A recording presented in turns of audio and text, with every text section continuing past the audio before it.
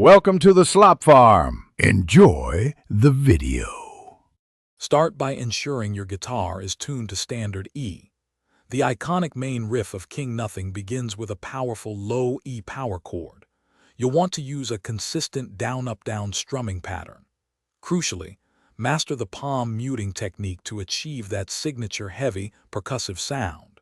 This foundational riff sets the tone for the entire song, so practice it until it feels natural and powerful. Moving into the verse, you'll primarily play an E5 to G5 power chord progression. Remember to add that quick F-sharp 5 before the G5 for authenticity. As you approach the pre-chorus, the tension builds with a 5 and C5 power chords. Focus on maintaining a steady, driving rhythm here. These sections are less about speed and more about precision and feel, setting up the powerful chorus. The chorus explodes with open power chords, delivering maximum impact. Use a strong, open strumming pattern to let those chords ring out. Transitioning to the bridge, the song shifts to a slightly slower, more melodic feel.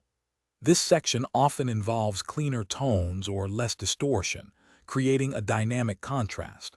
Pay close attention to these dynamic shifts. They are crucial for capturing the song's emotional journey and power.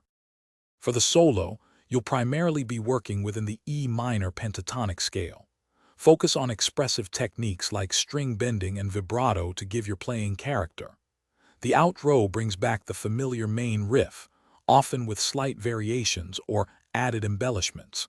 Conclude the song with a powerful, sustained E power chord, letting it ring out. Mastering these elements will allow you to play King Nothing with confidence and authenticity. Thanks for watching. Consider subscribing if we helped you today.